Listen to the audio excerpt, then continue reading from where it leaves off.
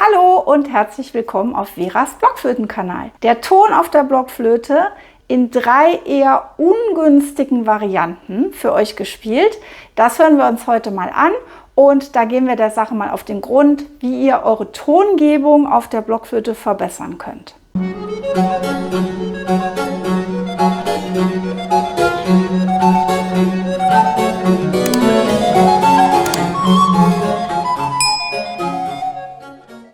Ja, schön, dass ihr wieder dabei seid auf Veras Blockflötenkanal. Und heute geht es mal nicht darum, ob ihr die richtigen Töne spielt, sondern wie ihr eure Töne spielt auf der Blockflöte.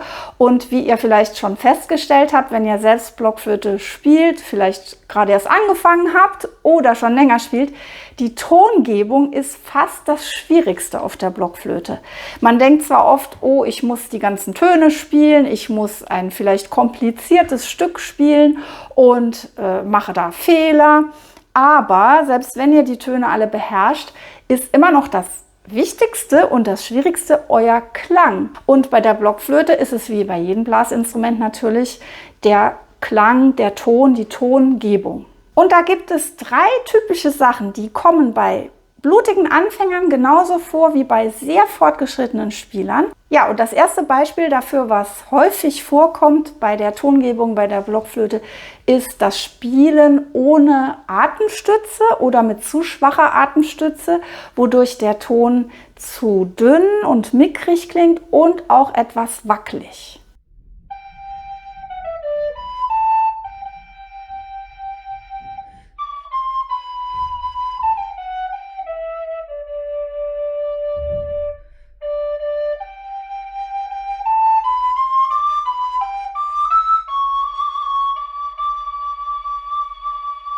Und anstatt, dass es so etwas zerbrechlich klingt und auch so ein Vibrieren drin ist, wollen wir lieber, dass der Ton gerade und störungsfrei und auch etwas lauter klingt.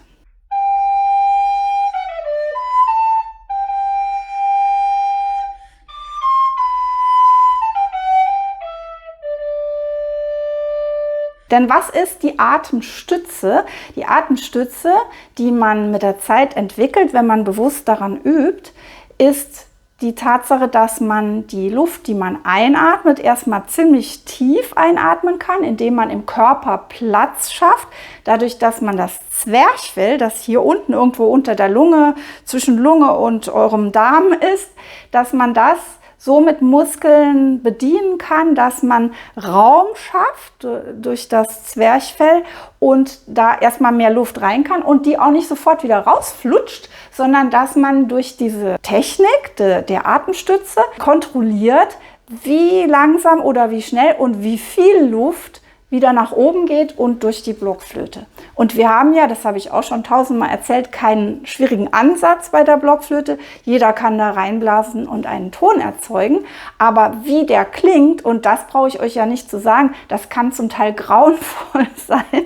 Jetzt gehe ich nicht davon aus, dass ihr, die ihr hier zuhört, grauenvoll blast.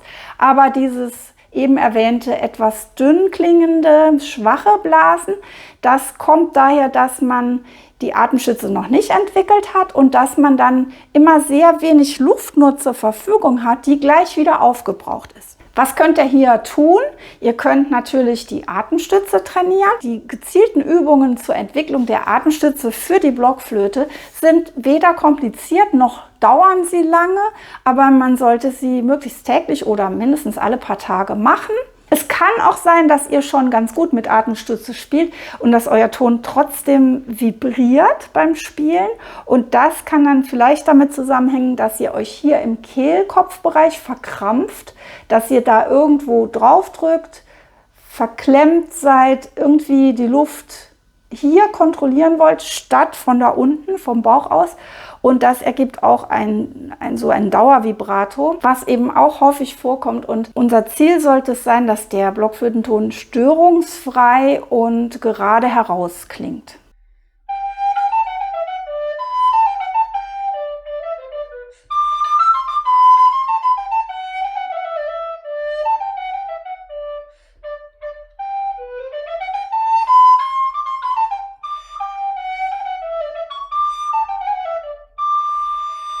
Die zweite, manchmal vorkommende Sache bei der Tongestaltung ist, wenn Spielerinnen und Spieler schon sehr schöne Töne formen können, schon eine gewisse Atemstütze oder sogar eine sehr gute Atemstütze entwickelt haben und rausgekriegt haben, wie laut und wie leise klingt denn meine Blockflöte am besten, und dass dann ein bisschen zu viel übertrieben wird in der Gestaltung der langen Töne.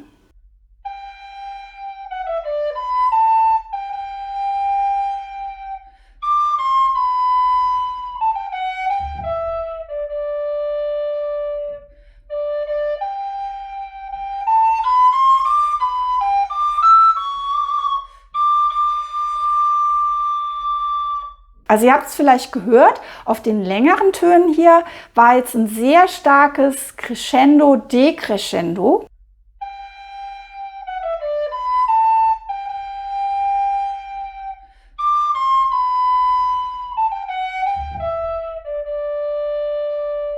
Man nennt das auch bauchige Töne, also Bäuche in die Töne reinmachen. Einerseits natürlich sowieso ein bisschen Geschmackssache, ob einem das so gefällt, aber davon abgesehen ist das gefährlich, weil es dann verstimmt klingt. Denn es ist so, unser Blockflötenton reagiert sofort bei Lautstärke-Schwankungen mit Tonhöhenschwankungen. Es ist ganz einfach. Je leiser ich blase, desto tiefer ist der Ton, und je lauter ich blase, desto höher. Und da machen kleine Unterschiede schon viel aus, aber bei großen Schwankungen hört man es erst recht.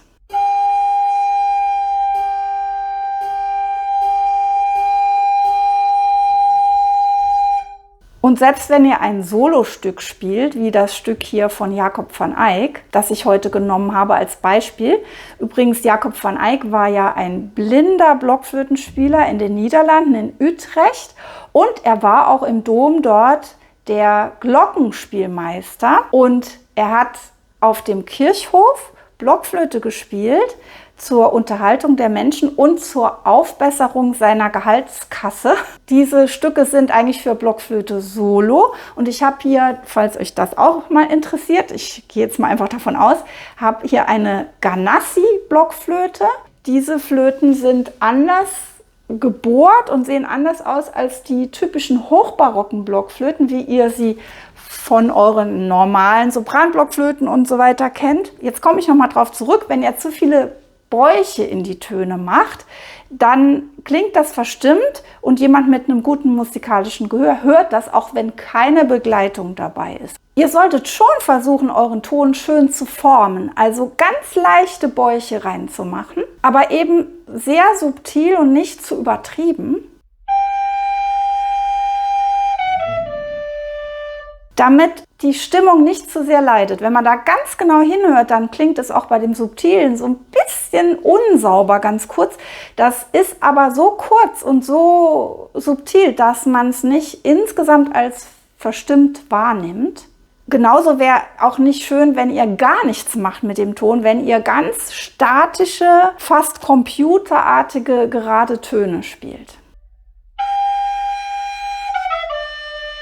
Also versucht da ein Mittelmaß zu finden, und ich weiß zum Beispiel Franz Brüggen, der große Großvater der Blockflöte, der hat auch Phasen gehabt, wo er sehr bauchig gespielt hat. Ich glaube, das war einfach diese Ausprobierphase, als die alte Musik und die Blockflöte wieder so entdeckt wurden, und er hat das trotzdem sehr schön gemacht, und es klingt bei Franz Brüggen auch nicht verstimmt, aber ich würde es euch nicht raten. Also versucht ein bisschen mit Geschmack ranzugehen und gut hinzuhören, ob er nicht übertreibt in der Formung der Töne. Ja, und die dritte und letzte Geschichte beim Blockflötenton, die kommt sowohl bei blutigen Anfängern vor, als auch bei sehr fortgeschrittenen Spielern. Und das ist das Phänomen, dass ihr bei länger dauernden Tönen am Schluss draufdrückt.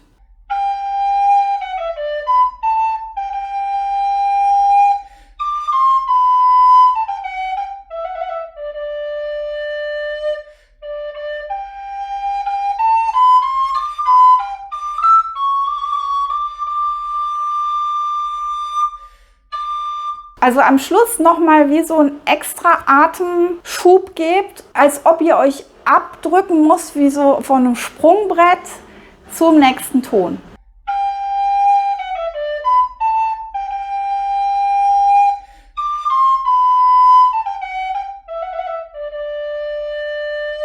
eigentlich in dem Moment, selbst wenn ihr vorher mit Atemstütze gespielt habt und alles, aber die Atemstütze komplett loslasst, nämlich so den Rest Luft noch rausdrückt. Und das passiert sehr häufig. Ich erlebe das immer wieder im Unterricht, egal wie gut jemand spielt, dass das vorkommt bei den langen Tönen. Und das entsteht daraus, meiner Erfahrung nach, dass ihr dann nicht mehr richtig mit der Aufmerksamkeit bei diesem Ton seid, sondern schon an das nächste denkt und nicht mehr bis zum Schluss richtig gut hinhört.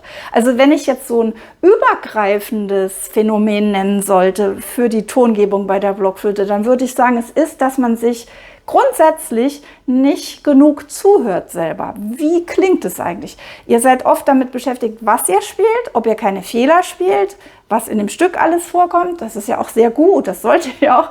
Aber dann dieses sich selber zuhören, wie blase ich denn eigentlich, das ist genauso wichtig. Diese 3 typischen Phänomene stelle ich immer wieder fest bei der Tongestaltung beim Blockflötenspiel, die eben nicht optimal sind, die man aber gut verbessern kann.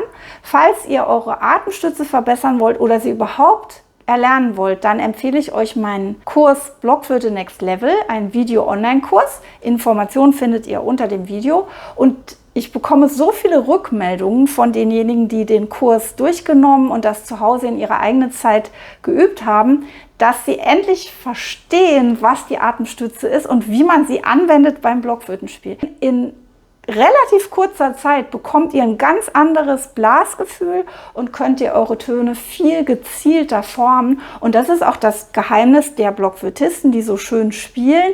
Ihr könnt ja in Aufnahmen zum Beispiel unterscheiden, wer da gerade spielt. Und das ist ja eigentlich erstaunlich. Man würde ja sagen, man bläst einfach in die Blockflöte rein und es klingt immer gleich bei jedem. Aber tatsächlich klingt jeder Blockflötenspieler anders. Und Franz Brüggen soll mal gesagt haben, aus dem Blockflötenton eines Spielers spricht seine Seele. Ich hoffe, ich konnte euch heute inspirieren, vielleicht zum Teil wachrütteln, was eure Tongestaltung angeht. Wenn euch das Video gefallen hat, freue ich mich über einen Daumen hoch und natürlich, wenn wir uns nächstes Mal hier wiedersehen, auf Veras Blockflötenkanal. Bis dahin, tschüss!